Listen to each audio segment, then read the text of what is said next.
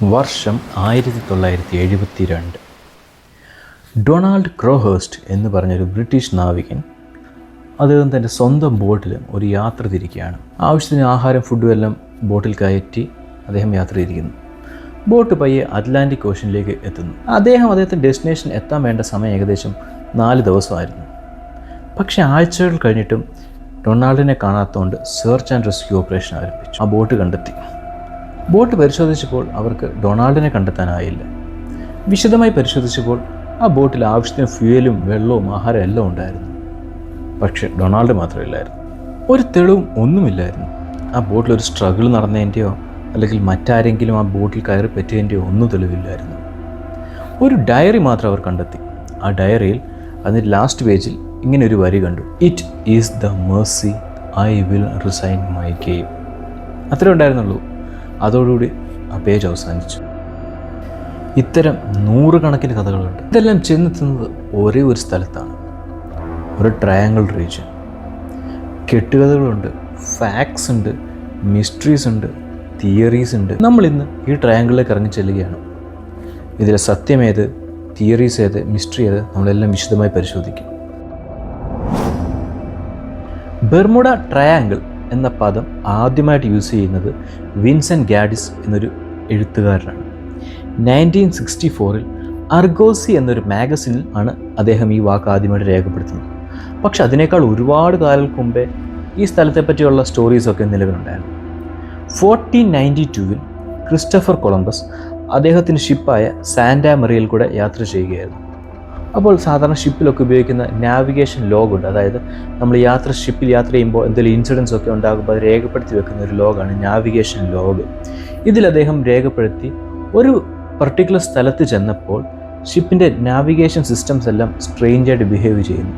അതായത് ഷിപ്പിൻ്റെ ലൊക്കേഷൻ കാണിക്കുന്ന magnetic compass സ്ട്രേഞ്ചായിട്ടുള്ള readings കാണിക്കാൻ തുടങ്ങി.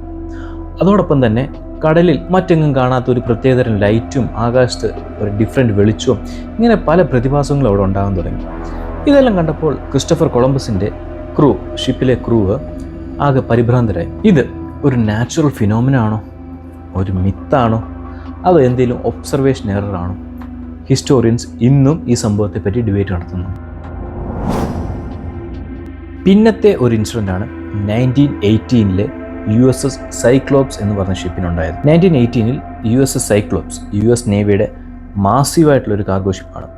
309 ആൾക്കാരെയും കൊണ്ട് ബാൾട്ടിമോറിൽ നിന്ന് ബർബേഡോസിലേക്ക് യാത്ര തിരിച്ച ഈ കപ്പൽ മാർച്ച് 4 ബർബേഡോസിലെത്തി. അവിടുന്ന് ഫ്യൂവലെല്ലാം ഫില്ല് ചെയ്തിട്ട് പിന്നെ ഈ ഷിപ്പ് യാത്ര തുടർന്നു. പക്ഷേ പിന്നീട് ഒരിക്കലും ഈ ഷിപ്പിനെ പറ്റിയുള്ള ഒരു വിവരവും ആർക്കും ലഭിച്ചിട്ടില്ല. ഡിസ്ട്രസ് സിഗ്നലോ റേഡിയോ മെസ്സേജോ മറ്റൊന്നും ഈ ഷിപ്പിനെ പറ്റി ലഭിച്ചില്ല. സെർച്ച് പാർട്ടീസ് ഒക്കെ ഉണ്ടായിരുന്നു. അവർ ഒരുപാട് തിരഞ്ഞു. പക്ഷേ അവർക്ക് ആ ഷിപ്പിൻ്റെ റെക്കേജ് പോയിട്ട് ആ ഷിപ്പ് അവശേഷിച്ചതിനെ പറ്റി ഒരു തെളിവ് പോലും ലഭിച്ചില്ല. ഒടുവിൽ US പ്രസിഡന്റ് വൂഡ്രോ വിൽസൺ ഇങ്ങനെ എഴുതി: this is a mystery we can't explain. ഇതൊരു മിസ്റ്ററിയാണ്, ഞങ്ങൾക്കത് എക്സ്പ്ലെയിൻ ചെയ്യാൻ സാധിക്കുന്നില്ല. 1945 ഫ്ലൈറ്റ് 19. നമ്മുടെ ബെർമുഡ ട്രയാങ്കിൾ മിത്തിൻ്റെ ഏറ്റവും കോർണർ സ്റ്റോൺ ആണ് ഈ പറഞ്ഞ ഫ്ലൈറ്റ് 19 ഇൻസിഡൻറ്റ്. 14 പേര് ഫ്ലൈറ്റ് 19 നിന്ന് അത് സെർച്ച് ചെയ്യാൻ പോയ റെസ്ക്യൂ ഫ്ലൈറ്റിലെ 13 പേർ, ടോട്ടൽ 27 പേരെ കാണാതായ ഫ്ലൈറ്റ് 19 ഇൻസിഡൻറ്റ്. അത് ഒരു സാധാരണ ട്രെയിനിങ് മിഷനായിരുന്നു. ലെഫ്റ്റനൻറ്റ് ചാൾസ് ടൈലർ എന്ന് പറഞ്ഞ എക്സ്പീരിയൻസ്ഡ് ആയിട്ടൊരു പൈലറ്റ്, 2500 മണിക്കൂറിലധികം ഫ്ലൈറ്റ് ടൈമുള്ള ഒരു വെറ്ററൻ, അദ്ദേഹം ലീഡ് ചെയ്ത 14 അംഗങ്ങളുടെ ഒരു ടീം ഏകദേശം 1.5 മണിക്കൂർ കഴിഞ്ഞപ്പോൾ വാച്ച് ടവറിലേക്ക് ഒരു റേഡിയോ സന്ദേശം എത്തി: tower, this is an emergency, we seem to be lost, we are off course, ഞങ്ങൾക്ക് പൊസിഷൻ അറിയുന്നില്ല. ഇത് കേട്ട ടവർ വിറയലാണ് ഉണ്ടായത്.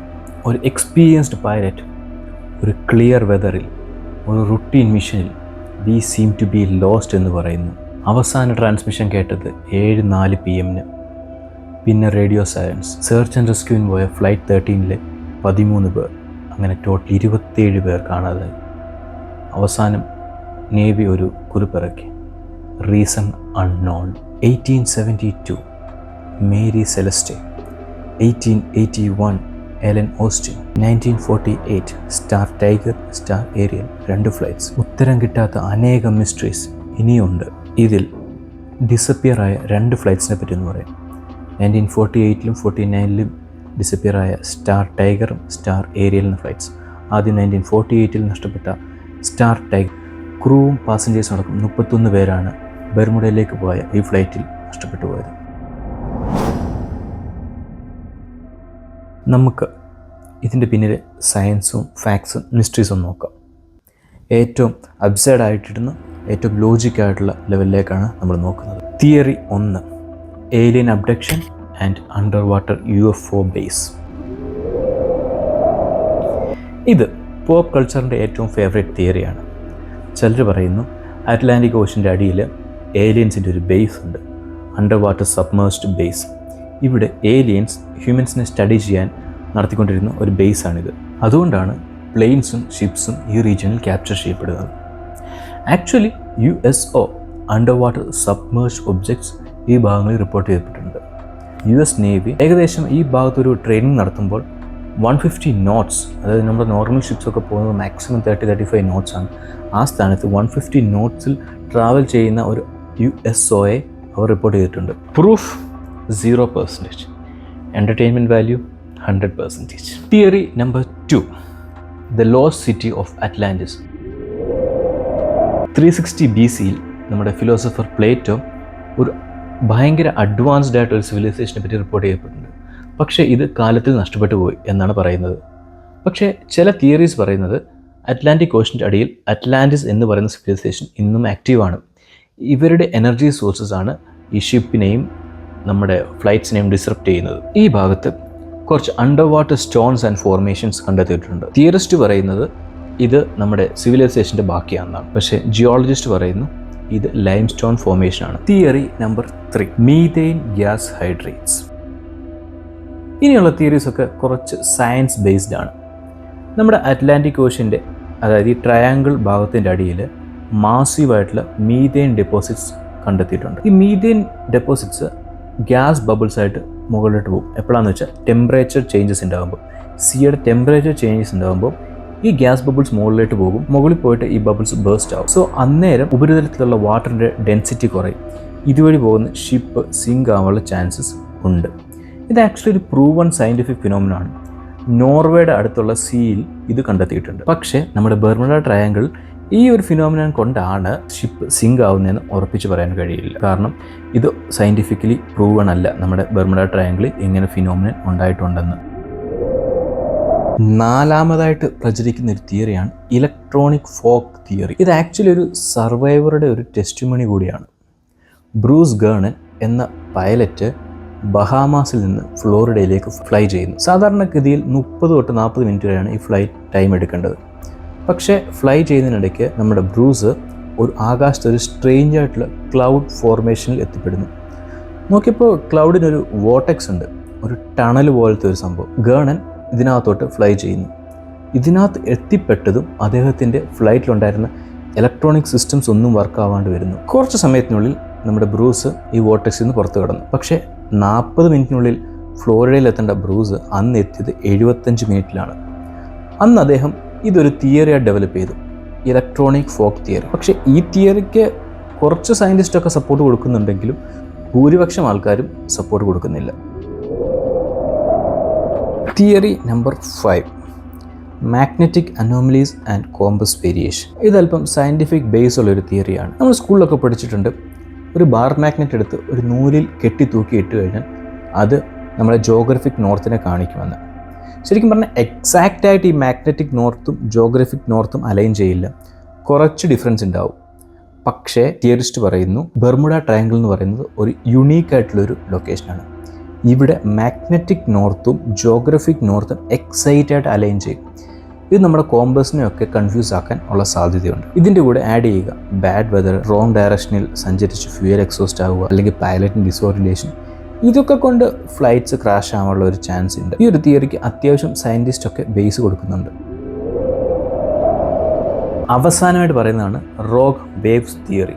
ഇതൊരു 100% സയൻറ്റിഫിക്കലി പ്രൂവൺ ഫിനോമിനാണ്. അറ്റ്ലാന്റിക് ഓഷ്യനിൽ ഗൾഫ് സ്ട്രീം ഒക്കെ ജോയിൻ ചെയ്യുന്ന അതിൽ തന്നെ നമ്മുടെ ബെർമുഡ ട്രയാങ്കിൾ ഐഡിയൽ കണ്ടീഷനാണ് ഇങ്ങനത്തെ റോക്ക് വേവ്സ് ഉണ്ടാവാനുള്ളത്. നോർമൽ സീ കണ്ടീഷൻ, അതായത് കാമായിട്ട് പോകുന്ന സീയിൽ പെട്ടെന്ന് ഒരു വാർണിംഗും ഒരു സൂചന ഒന്നുമില്ലാതെ 25 മുതൽ 35 മീറ്റർ വരെ ഉയരമുള്ള വേവ്സ് ഉണ്ടാകുന്ന കണ്ടീഷനാണ് റോഗ് വേവ്സ്. ഒരു സാധാരണ ഷിപ്പിന് ഇതിൽ കൂടെ രക്ഷപ്പെട്ടു പോകാമെന്ന് പറഞ്ഞത് ഇത്തിരി ബുദ്ധിമുട്ടുള്ള കാര്യമാണ്. ഇതായിരിക്കും മോസ്റ്റ് കേസസിൽ നമ്മുടെ ബെർമുഡ ട്രയാങ്കിളിലുണ്ടായ ഡിസാസ്റ്ററിന് പിന്നിലെ കാരണം. ഒരു ഇൻട്രസ്റ്റിംഗ് ആയിട്ടൊരു ക്വസ്റ്റ്യൻ ഉണ്ട്, വൈ ബെർമുഡ ട്രയാങ്കിൾ? ഹ്യൂമൻ സൈക്കോളജിയിൽ ഇതിനൊരു വാക്കുണ്ട്, അപ്പോഫീനിയ. അൺറിലേറ്റഡ് ആയിട്ടുള്ള ഇവൻറ്റ്സിൽ പാറ്റേൺ കണ്ടെത്താൻ ശ്രമിക്കുന്നതാണ് അപ്പോഫീനിയ എന്ന് പറഞ്ഞാൽ. നമ്മൾ അലാസ്കയിൽ ഒരു ഫ്ലൈറ്റ് മിസ്സായാൽ അല്ലെങ്കിൽ മലേഷ്യയിൽ ഒരു ഷിപ്പ് സിങ്ക് ആയാൽ നമ്മൾ പറയില്ല അലാസ്ക ട്രയാങ്കിൾ അല്ലെ മലേഷ്യ ട്രയാങ്കിൾ എന്ന്. ഇത് ആക്ച്വലി മീഡിയ കുക്ക് ചെയ്തൊരു സംഭവമാണ്.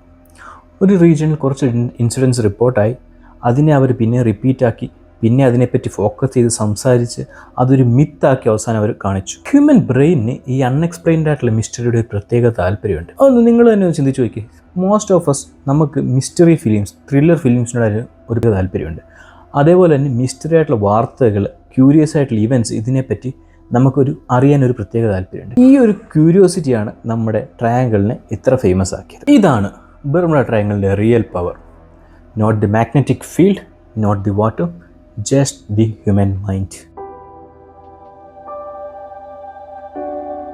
നമുക്ക് ഇപ്പോൾ ഈ റീജിയനിലെ അവസ്ഥ എന്താണെന്ന് നോക്കാം. ശരിക്കും പറഞ്ഞാൽ ബെർമുഡ ട്രയാങ്കിൾ കൂടെ ഇന്ന് അനേകായിരം ഫ്ലൈറ്റ്സ് യാത്ര ചെയ്യുന്നുണ്ട്. ക്രൂസ് ഷിപ്സ് ഡെയിലി ഫ്ലോറിഡ അല്ലെങ്കിൽ മയാമിന്ന് ബഹാമാസ് പോകുന്നുണ്ട്. ഇൻസിഡൻസ് ഉണ്ടാകുന്നില്ലെന്ന് ചോദിച്ചാൽ ഉണ്ടാകുന്നുണ്ട്. അവസാനമായിട്ട് 2017 ഒരു ഇൻസിഡൻറ്റ് ഉണ്ടായത്.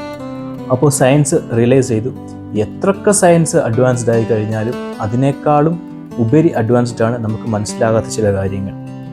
വാസ്റ്റായിട്ടുള്ള ഓഷ്യൻ അങ്ങനെ ഒരു സംഭവമാണ്. മിസ്റ്ററീസ് ഇപ്പോഴും ഉണ്ട്. ഓഷ്യൻ ജെന്യുവിൻലി ഡേഞ്ചറസ് ആണ്. ഇൻസിഡൻസ് ഇന്നും നടക്കുന്നുണ്ട്. ഉത്തരം കിട്ടാത്ത കേസസ് ഉണ്ട്. ഓഷ്യൻ്റെ യഥാർത്ഥ മിസ്റ്ററി ഒളിഞ്ഞിരിക്കുന്നത് അതിൻ്റെ ഡെപ്തിലാണ്.